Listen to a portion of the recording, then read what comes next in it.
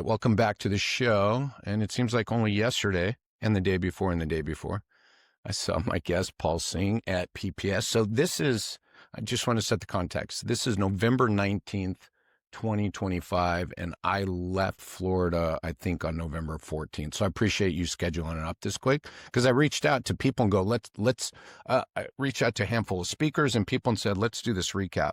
And you were the one I got on the calendar first. So I appreciate that. I don't know whether that means I'm not busy, right? Or I'm too busy. I don't know, man. Right. Anything, all the above. Yet I'm going to go out on a limb here, and then we're going to leave this hanging because I want to go straight to your talk that I attended. I felt better leaving me personally, this PPS than I've ever felt. So I'm just going to leave it with that. So people know my context and where I'm heading with all this is, and then we're going to hear Paul's takeaway on the conference itself. And I think this is really important because I'm asking everybody, how'd you feel this year? What'd you see? What didn't you see? What'd you hear? So let's talk about your talk first. I really enjoyed it, Paul. Moneyball for PT practices. Well, I think it was great, a great perspective that we rarely get to hear, by the way. Yeah, I will admit, I walked in there thinking that, hey, if I got 10 people sitting around talking about it, maybe it'd be fine, and I was really surprised to see the room full. I wasn't surprised, but I'm going to say and that's why we did the hype show. I wanted to make sure people got there, and people obviously got there to hear your talk, Paul. Yeah. And I just, so it was, obviously don't get me wrong. Like my ego feels good about that, full room and all that. But I think, candidly, it just goes to show you that a lot of people are wondering what this all means for them financially. Absolutely. And what it really takes to sell. So I thought it was an interesting kind of observation. I'm glad people got some value. I got a lot of comments afterwards and DMs and things like that, and some really interesting conversations. So that was really fun. It was definitely a different audience than I'm used to. Right. And I don't mean that in any kind of age way. Actually, when I think about all of my startup and tech investing, the average age is, late 40s, early 50s. So it's. So I pushed it. I pushed it up a bit in the room. Yeah, you were definitely. I'm the one who'll bring it up in there. That's right. So overall, I thought it was a lot of fun. And I'm glad it was engaging too. That people, I always tell people to like make it engaging and not hold back. And it was nice to actually make sure that I'm glad to see it turned interactive. People ask questions. Hey, what about my thing? What do you think of this thing? And I think that's pretty cool. So the thing I'm most proud of though is I think that, I always think about these conversations in the sense that if I can just plant a seed in somebody's head and get them thinking a certain way, that's a win. And I think as quickly as 10 minutes after the talk, I met at least 3 or 4 people minimum right in that first 10 minutes that you could clearly see their gears were turning. And then over the course of, now it's been a week since my talk, I've probably had 30, 40 messages now or emails about it. So clearly people are thinking about it. So we'll see what they do with it. And we'll see what the surveys say here in about a week or two. Yeah, right. The survey. By the way, I just learned this year for anybody who speaks, I always read the surveys, right? And I'm always impressed with how many surveys there are. I just learned in order to get your CE, you should have to fill out the survey. And I'm like, well, there's a win-win, right? Because I'm impressed with how many, and I read them all, right? And I read the breakdown. So yeah, we'll see what the surveys say, right? That's what I always say. I want to make one point, and you already made it. I was going to say, you might have thought, you didn't say this, that there were going to be more questions, but what I saw was a lot of writing and a lot of head nodding and people right? And back to your point, I think so much of that was new, Paul, and a new perspective. It's kind of like you don't even know what you don't know. And so there are no questions, right? And they got to process it. And then all of a sudden, 5 days later, hey, Paul, I had a question about this slide, right? Oh, yeah. Yeah, absolutely. I'm feeling that right now. I'm getting the emails like, hey, you said this thing a week ago. How does this apply? Yeah, that's great. So, I want to say, I'm probably going to screw it up again, but I'm going to say my favorite part of the talk, and I want to just briefly go over this. There's a difference between being bought and being sold. Is that correct? Yeah, it's something I just talk about a lot. It's that there is a difference between getting bought and being Getting sold. bought. Sorry, getting bought and getting sold. Thank you. To Yeah. me, that was the big aha moment in my head where I was like, oh, damn. In your example, can you use not the trucks, but use the real life example if you don't mind? Just repeat that. You were on that call. The example I used, I think I used pickup trucks as an example just No, to make the well, point. yeah, but you used the mint cell, I believe. The mint Oh, call? yeah. I was just talking about, for example, mint.com years and years ago. This is probably 13 or 15 years ago. Company had grown very, very quickly in the first year. They got an acquisition offer for, let's call it about 20 million in cash and equity from Intuit. And most people would have taken it right away. The management team immediately turned it down, surprising the board, of course. I was like, "What? What are you talking about?" Anyway, so they turned it down, and it's because when they called to understand why the other company wanted to buy them, it was because they recognized that Mint at that point was acquiring more new customers per day than, for example, QuickBooks could in a quarter. And once they understood why they wanted to be bought, or why the buyer wanted to buy them, then they decided to cut all other spend and go double down heavy on growth. And 6 months later, that offer effectively 10x'd to something like $180 million, effectively all cash, no conditions, that sort of thing. So, and I can give you more and more examples like I did in the talk of where we see this happen all the time. And I think that's what more practice owners need to realize, is that, like, that's what it means, the difference between getting bought and getting sold, right? Getting sold as a practice owner is like, hey, do you want to buy this thing and like buy my job from me? That's very different than, oh my gosh, you have 100,000 people running through your multiple locations every year, and what's that worth to me? Those are two very, very different outcomes. That's why it really hit me, was I could immediately apply it to conversations and people I've known and conversations I've had, where it's like, you don't even know what you created and you just put a for sale sign up the truck, versus you got the shiny truck across the street. I'm stealing Paul's other example, with no for sale sign on it, but everybody stopping by, knocking on your door, going, "How much do you want for the truck?" Right? Is that pretty much That's effectively right. Yeah, I mean, it's yeah. By the way, the other thing you said, because the for sale sign has a roof on it, right? That was the thing. Well, it's just it's essentially like negotiation theory 101. If I put a for sale sign on something, and by definition with a for sale sign now, any price you have is going to be a negotiation down. There's going to be downward pressure on that price, which is very different than if somebody comes in and says, drives down my street and says, "Man, I love that car. I want it." Now it's not tied to the Kelley Blue Book value. It's, well, how bad do you want it? Yeah, I think that's a great example. I think maybe just to kind of like plant the seed here, I think the reason I was talking about this concept is that I was trying to share with the audience that ultimately, if you agree with my idea that there's a difference between being bought and getting sold, then you have to come to the next conclusion, which is that the things that you need to do to grow your business, to prepare it, are the same. Yep. Like, you want to get out of that business eventually. Well, it's the same stuff you got to do to grow it.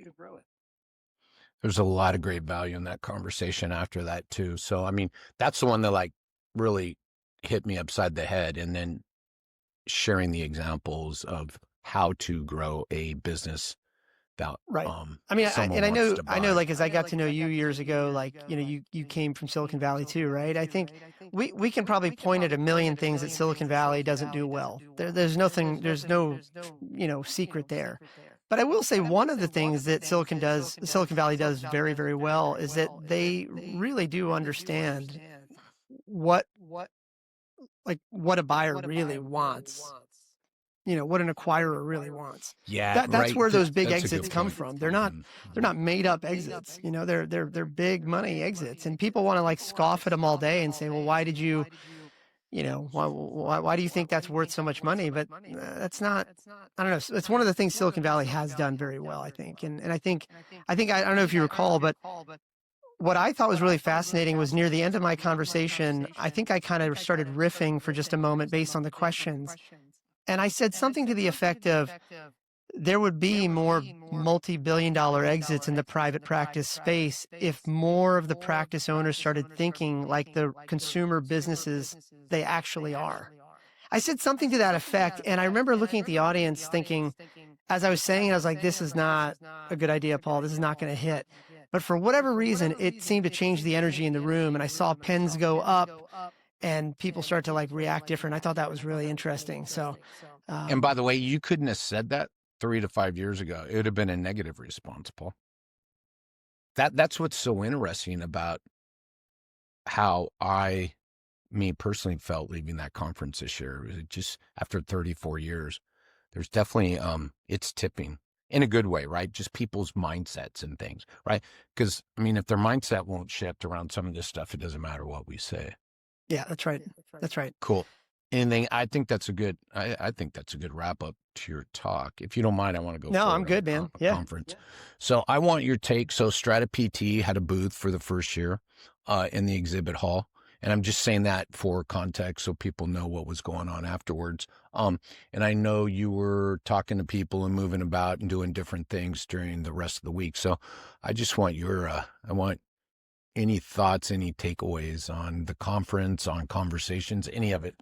Yeah, I'm glad you put the date on this too, right? Because I think it also points out that we're both kind of fresh coming off the conference. And I say that as a disclaimer that I'm still sort of processing. So where I'm at right now mentally is that, you look at that exhibit hall and it was, it was tech. It was a tech, no doubt, no doubt. It felt like a tech conference. It's kind of like a tech conference. I saw that referenced by more than one person. Yeah, it felt like a tech conference. But if you just walked, and you were there, right? So it's like the way the hotel was situated, there was this long walkway then to where all the classes and the talks were. It felt like there were two different vibes to the conference. And so you had the exhibit hall, which was this tech conference, and then you walk 1,000 feet down the hallway to the classrooms and the meeting rooms and whatever else. Very different vibe. And that's not good or bad, by the way. I'm just saying it's different. Yeah. So that was one observation, that it almost felt like there were two clicks is not the right word, but just two different sides to the conversation. I think that the other thing I thought was really fascinating was that there were a lot of new players that I don't recall ever seeing before. And I don't want to like call them out by name, but walking around to even some of the larger booths, and I don't mean like the largest booths, I think were dominated by some of the industry names we all know of, right? But there were even like 20 by 20 booths, which are not cheap. I mean, I think off the top of my head, they must have been 20 grand to get, that were clearly taken by things that got funded in the last 12 months. Oh, maybe the last 18 months. And so I don't know what to make of that yet, because that was very different than a year ago. I mean, anecdotally, a year ago, I feel like the largest booths in the hall were like the known people. Yeah. And all the upstarts were kind of still in the, in the tabletops or whatever. So yeah. I don't know what to make of that, by the way. It just was different. The cognitive dissonance for me was real, because it's different than what I saw or recall from last year when it was in Maryland or in DC or whatever. So anyway, yeah, it was really fascinating. I think let's see what it means for next year, especially as like, now we've seen more and more of the AI. Oh, that was the other thing, by the way.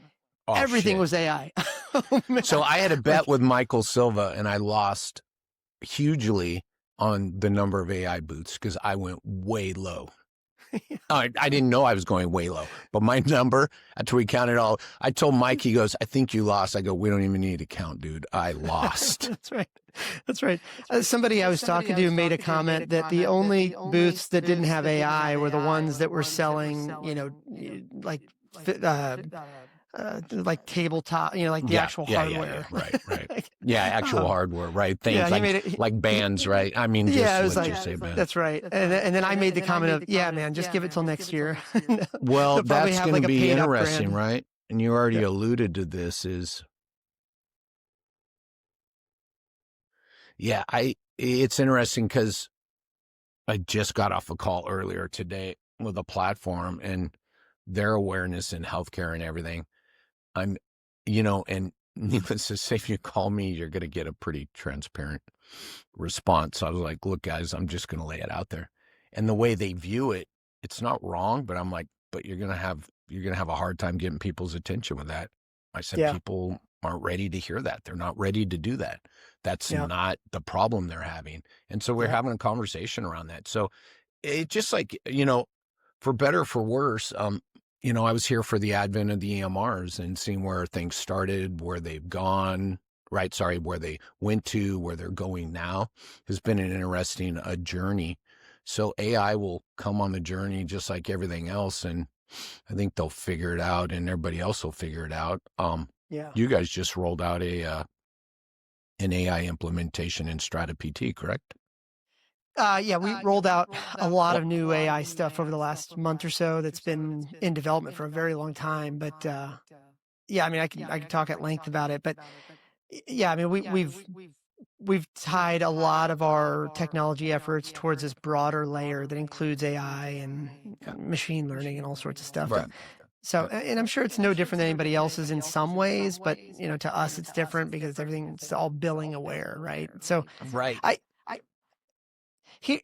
Okay, so here's a half-baked thought, and you can edit it out and throw it away if you want. But one of the things I thought was really fascinating was that on the one hand, we just joked about the fact that everybody was trying to shove AI into everything, right? And there's, it's like the truth of every joke is that there's truth in it, right? And so, but one of the things that was very interesting to me is that nobody that was using that language was truly tying themselves to the outcome. No, I agree, Paul. And that's the conversation I had earlier. It's what is the result? I keep asking, what's the output? What's the output? What's the output? I'm probably oversharing here a little bit, and we have not gotten our team together internally to do our full debrief yet. But I would say that one of the things I think will be really fascinating over the next 12 months now is if over the last 12 months we've seen everybody go from never talking about AI to now trying to shove AI into every conversation, I think the big shift over the next 12 months is going to be customers now asking, what did I get for that? And so when I think about you asked me the question of what did we roll out, and we're even we are starting to we're still struggling trying to figure out how to differentiate it, because for example, when we think about AI scribes, there's a reason why I haven't integrated with anybody, and I'm just going to call it out.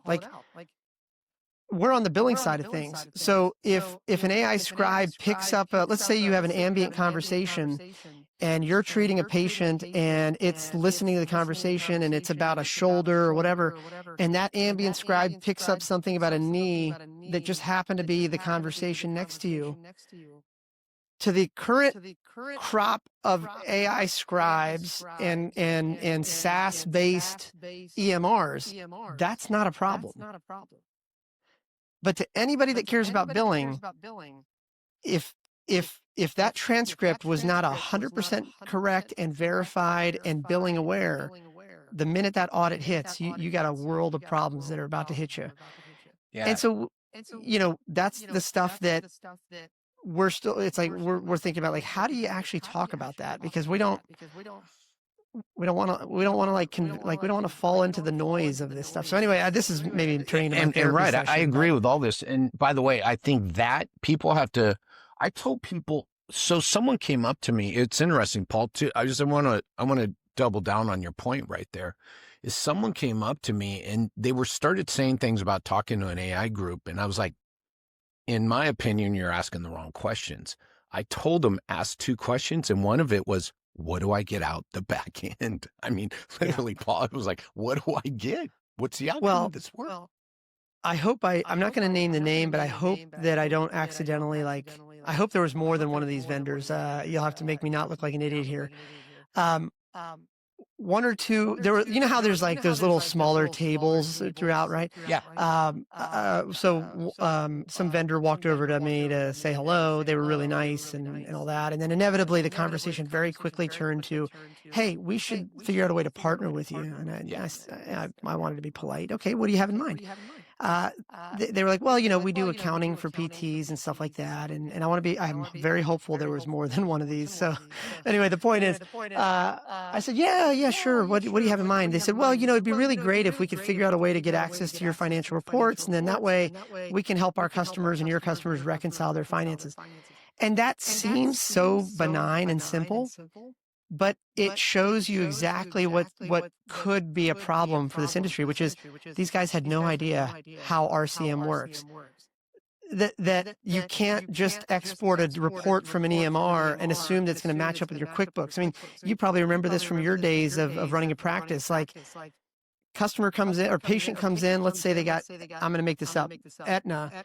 And if Aetna is going to take 40 days to pay, and you're trying to reconcile against your QuickBooks deposits from last week, integrating with an EMR, that's not a good idea. That doesn't help anybody. My point is, by the way, poorly articulated, of course, but my point is, it seemed to me there was also an influx. You know how we were talking about there was more tech than ever in there? I don't know if it comes with this like tech influence, but there was definitely more people in that room that had no idea of the nuances of billing and particularly with healthcare. Absolutely. I had that conversation with the platform earlier. I said, AI, how did I put it? I go, people needed it. Here, we're really going to fucking do this. I said, AI and billing has just given people another okay. They were like given an okay to now make billing the most important thing yet again. And I'm telling you, we need to get paid. My mantra is arrive, pay, and stay, my friends. But it can't be leading the conversation, right? So here we go again, right? Oh, right. Wow, you guys will do AI and billing. It's like, you almost should have the qualifier, what do you know about billing? And by the way, I learned something. By the way, I had my business for 18 plus years. I was on a call with a client about 2 years ago. He said something to me and I was like, wait, what? That's the way it works? So again, I'm not the guy who knew much, but I know right now where it fits in a process and what you need for first pass and all that.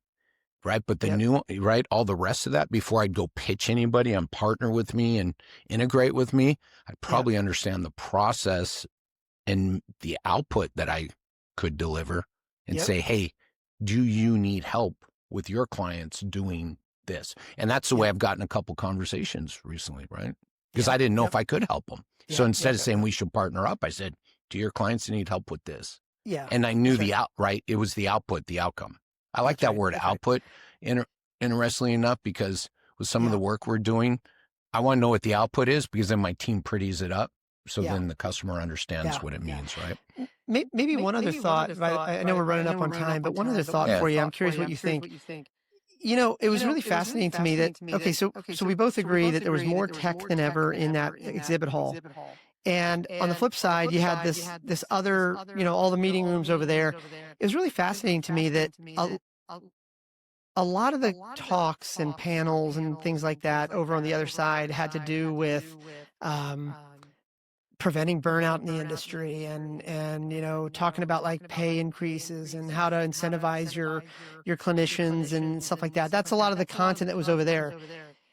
That vibe, that tone was so different than what we're seeing in the exhibit hall, which is a lot of dollars getting invested into the industry because somebody's seeing the value in it. So I just thought it was really interesting that on one side, you had a lot of new players taking over the exhibit hall, a lot of dollars. I mean, you and I both know that at least one of the vendors there that we all probably can recognize visually was probably spent over $1 million over the course of 3 or 4 days, easily. So you have lots of dollars going in on that exhibit hall. And then just 1,000 feet down the hallway, you got packed rooms of practice owners trying to figure out how to prevent burnout, how to incentivize their clinicians more. It's a really interesting sort of dichotomy, and I don't know what to make of it yet. I agree 130%. You know, it was interesting, Paul, as I reflected back and I look at my business card sitting in front of me that I had printed on it before I came out. Same business card I've used forever, but then I put people, process, then tech, because I knew I was going to walk into something like that. So I wanted people to understand where my company fits. What I wonder is, how are people having conversations in a way outside of the room that tell you, again, how you can leverage some of these tools, or here's the foundation you need. Now go talk to these people. You know, that to me is, so all I want, what I hope for is the connectedness that you leave that room, then walk into the exhibit hall. And again, having that person ask me about an AI voice agent and they told me, you know, how do I differentiate? Or I asked them this, I was like, don't ask them this, you know, ask them, understanding the process so that they can then leverage what we saw in the exhibit hall for the result they want. Here we go. Yeah. Right. And I'm hoping people are starting to make those connections. Yeah. I think here's maybe the controversial thing that I'll say that I don't think you're going to expect me to say. And I reserve my right to change my mind in the next three weeks, because again, we have not done. But this is posting recap on Tuesday, so which is totally fine. November 19th, here we are, a week from coming back or whatever. Not even a week, by the way. I would say in this moment, I'm not sure if I would do a booth yet again. Interesting. No, I'm not surprised to hear you say that. But I think I would get an exhibit hall pass or an event pass, and I just walk around because. Yeah, it's cool to have a booth, and it makes our company feel good and the ego feel good and all that stuff. I get all that, right? But like for me personally, so much of the value is just walking around and talking to people and having a cup of coffee outside the exhibit hall, and not having your feet planted within a 20 by 20 square, right? I have come to conference in the past and gotten an exhibit hall pass, Paul, because I knew the value was moving in and around that room. And again, I talked to new people. I saw people who asked me questions. I got to ask questions. I saw new things. So my takeaway was from moving and talking and right. And, you know, I took a walk with Thomas and, oh my God. Probably Kylie. Yep. Mm-hmm. Kylie, my God, we're going to edit that part out where I stumble over her name. You know, we walked around, found PTs to talk to. It was fun. We had some good laughs, but it was also fun to walk around and talk to some of the booths again. So yeah, I totally get it. And, you know, you always wonder, right? You know, NASCAR has a Budweiser car and NASCAR has a Coca-Cola car and you know, and the freeway has a Coca-Cola sign and there's branding versus this, right? People got to know where you are, but my Lord, right? You got to be out there. That reminds me, actually, this was fascinating. Do you remember, like, because you come from Silicon Valley too, you remember, like, when we drive up, I used to live out there as well, as people might not know. When you used to drive up and down the 101, it wasn't weird to see tech companies advertising on billboards. Yeah, right on a billboard. I don't know if you recognize or noticed this. I was in an Uber back to the airport on Friday afternoon or evening or whatever. There were ads. Like there were companies that were saying like, oh, are you on some EMR name? I heard about that. Yeah, they bought billboards. It's like, I mean, again, it just ties back to this conversation of like, man, there was a lot of money being spent to get the attention of PTs, to get the attention. Owners. Yet, you and I both know once you get the attention, then, right? So it was weird, right? Pre-COVID, post-COVID, now, right? Where is the value of all this branding, this marketing, and then selling, by the way, and getting in front of people? You know, I just got an email last night, like at 10:30, trying to do some work with someone, and I got an email from the guy's partner. We connected like 8 years ago. I've heard nothing but great things about you. When can we get started? I'm like, God bless, you know, just being in front of people and putting stuff out there, right? Yeah. So, so all that, but it's got to be the people. And I agree. No, I'm not surprised to hear you say that at all. Yeah. I mean, I'm sure we'll do our debrief and figure it all out. But I just think the value of these conferences is just the connections and the collisions. It is. And I think that's a great wrap up here. And people are talking about the relationships and the value of relationships and high quality. I like some of the stuff I'm reading on that and me reflecting back and going, yeah, I mean, literally, I kind of laugh, right? I did a post. If you look at my pictures, you wouldn't know if I was at a cigar bar for 5 days or at a conference if you looked at all the pictures on my phone. But then, you know what? I kind of laughed, and then I reflected back. Everybody I was smoking with, we talked business till like 3 a.m, Paul. And it just, right, these are the people I want to sit around with. And I Man, only get a chance to see a couple times a year. I don't know how you do it, man. I was Neither Irish do I. exiting at 8 p.m. Neither do I. But right, these are the people I want to talk to and talk business, and they're from all around the country. And what I Sure. hear from them helps me to better leave there and go, feel the vibe for another year, know what people are talking about. You can't get that, right? You're not going to get that anywhere. And so again, the exhibit hall, whatever it is, going to the party. Yeah, going to the party, had a great time, stood behind the band, got to see a boatload of people, saw us standing behind the band because we were all smoking. And people came down and talked to us. And it was like, again, that opportunity right there outside of everything else was one of the best moments there with the people I talked to. Yep. So I love that whole take home. So I appreciate all this. I know we're over a little bit. We both got to run. This is good.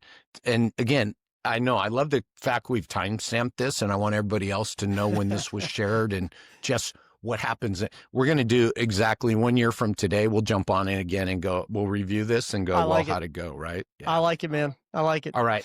All right, Thank you, man. Paul. Good talking to you. I'll talk to you soon. Bye.